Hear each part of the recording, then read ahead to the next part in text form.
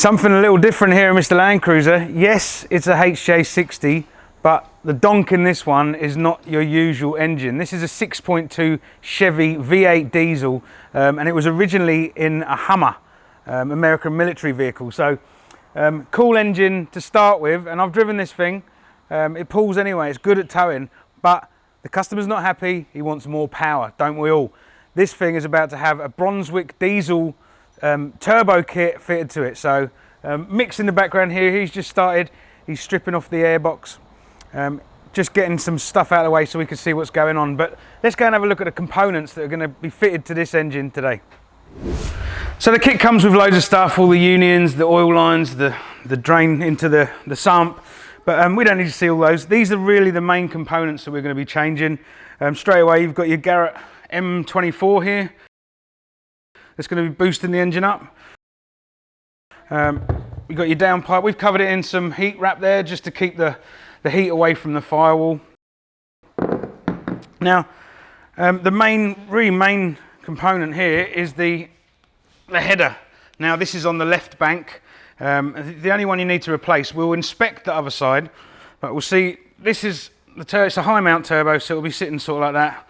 And then this is where your other header comes down with a crossover exhaust into there to then feed into the turbo.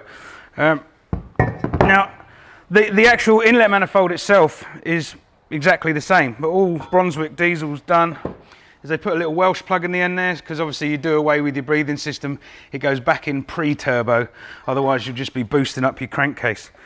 And then you've got a little adapter for the top there for all your induction pipe work and that. We've also got we've got the little vacuum switch that goes on the side of the diesel pump itself, so that's got to be changed as well. So we're going to have a mean feat today. Mick's going to get tucked in, and it should be cool. Can't wait to see what it's going to be like. Right, turbo's on. She is ready to go down to Barney's exhaust here in Caboolture to get the crossover exhaust up to the passenger side manifold and the exhaust, full exhaust right through to the rear done. Now Barney does all our exhausts here at Mr. Landcruiser, and he always does a good job, so I'm looking forward to seeing how he gets on with this one. It's been a bit of an epic journey, right? So Brunswick Diesel supplied the kit to us. Now I've only got one thing to compare it to, right? Whistle and soot we sell here at Mr. Landcruiser for all the 2Hs, the 1HZs, the Bs, the 3Bs, right? And you can actually call Whistle and Soot's turbo kits a kit, right? They are comprehensive. They come with every little component that you need at home or here when we're doing them here at Mr. Landcruiser to fit your turbo. You do not need to go and buy any other bits, right? This Brunswick kit was not a kit as far as I'm concerned. It came with turbo, we had a few pipes, inlet manifold, that's all well and good. It was missing a few things, exhaust manifold gasket, the exhaust to manifold gasket, exhaust to head gasket, and we've had to go out and buy a load of induction hoses. And I understand that some people have different induction systems, air boxes and things like that, so we've had to come up with our own bit like that. So it's been a bit of a journey. We had oil cooler lines that had to all be redirected, so we weren't hitting the exhaust, getting well away from the heat there. The customer wanted to get rid of his old airbox system, so we've got an original 2H airbox in there now. So we've had to relocate the diesel filter.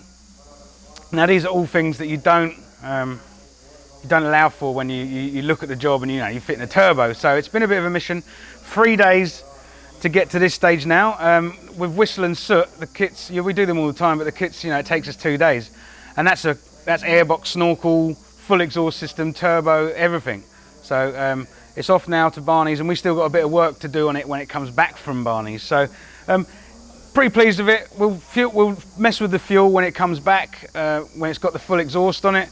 Other than that, the next time you see this, we'll be doing a walk around on it, and it's going to be a cool walk around. I can't wait to hear this thing rumble with the full exhaust system. So anyway, let's do it. Get down to Barney's. Boom! Walk around time. We all know why it's been here. 3rd month, 1984 HJ60. This thing's come a long way, I can tell you, since the days it had a 2H in it. Now, we all know why it's here.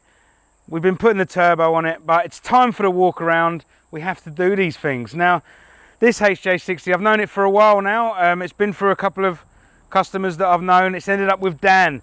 Now, this HJ60 is a bit special. It hasn't just got the old 2H in there. This engine's been swapped out, and it's got a pretty special one under the bonnet. Well, you know what it is. It's the 6.2 Chevy diesel, and the story behind this one is this: you see the paperwork that came with this thing. The engine actually came out of a military Hummer and ended up in this 60 series. Now, it's been in there a while until now, and we've been messing with it, but we'll wait for that one.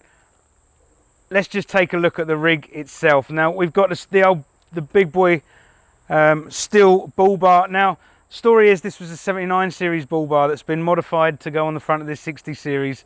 I know that from its previous owner. Now, it's got the beige 464 Raptor liner all over this car. It's come out pretty good, man. They're tough. This thing goes wheeling. It's previously been wheeling. The new owner has got big plans to go touring and wheeling and all that kind of stuff.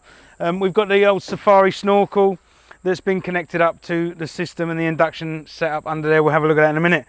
Hurricane wheels. Now these things, they're a 15-inch Hurricane. Now these things, they're pulling some big money these days, man, because they're retro. People love polishing them up, giving them that polished aluminium look with different colours in between the spokes. We've got the BF Goodriches on there, the all-terrains. Really good tie, man. We got aluminium side steps going on down the side here, and they've been on there as long as I've known the vehicle. And we've got roof racks, King's awning. This thing's set up for touring. We go in the back. There's a simple. They've got some boxes either side where the wheel arches are.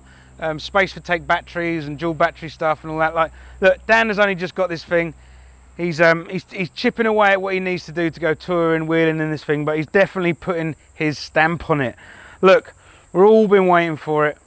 Let's have a look under the bonnet of this thing. It's come out really good. I'm really pleased with it, and she makes a good noise. Right, what a bloody mission this has been.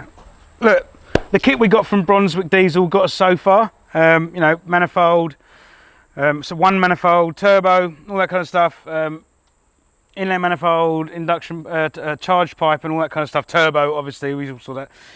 But we had to make other bits of the kit up, so we had no induction piping. And I understand why they don't supply it, because there are different types of thermostat housings on these 6.2 Chevs. There's different setups for aircon units over the years, do you know what I mean? So for them to come up with a one for all kit would be kind of difficult. So look, I think we've come up with the best thing here.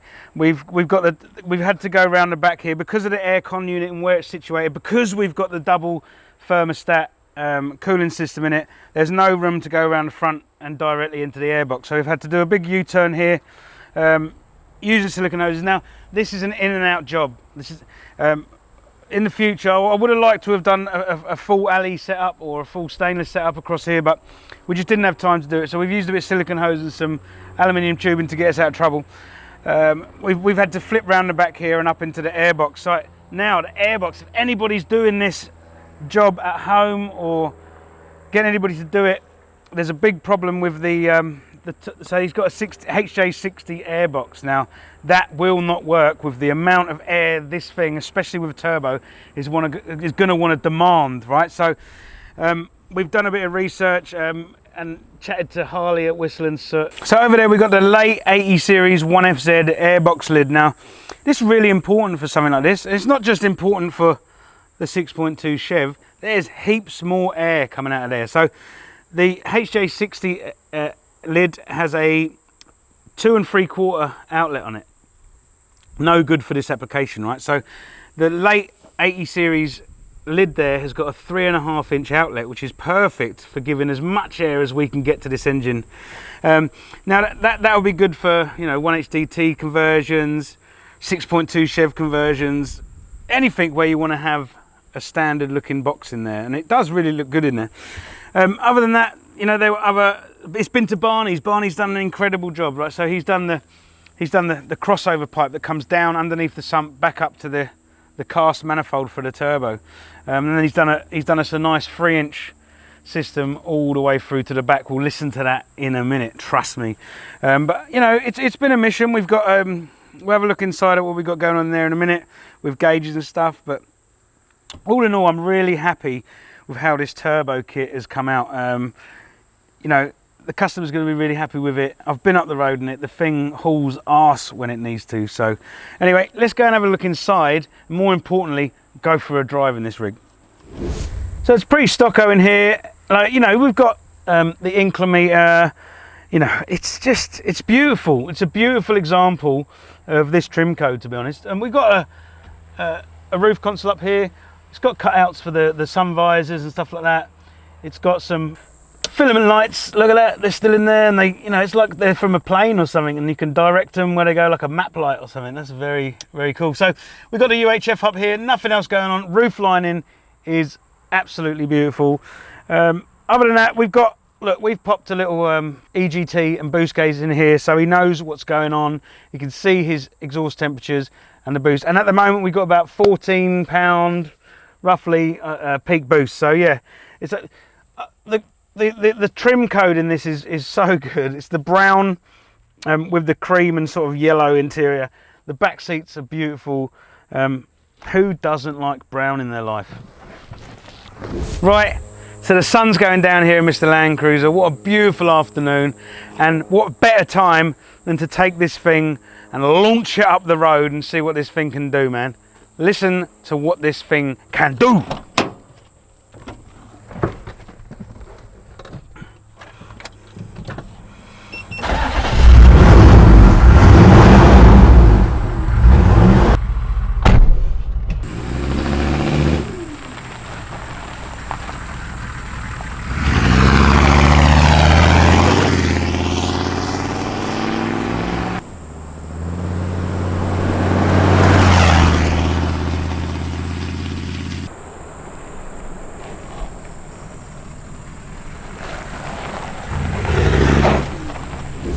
Mate, how sick was that? This vehicle has got such potential. Now remember, we've only put a little quarter turn into the fuel pump, so it's got so much more to give. Now it's time for it to go down to the guys that really know what they're talking about. It's going to Diesel Pump Caboolture. They're going to put it on the rolling road and get this thing absolutely singing. Absolutely unbelievable. It's been a pleasure to work on it. Third month, 1984 HJ60.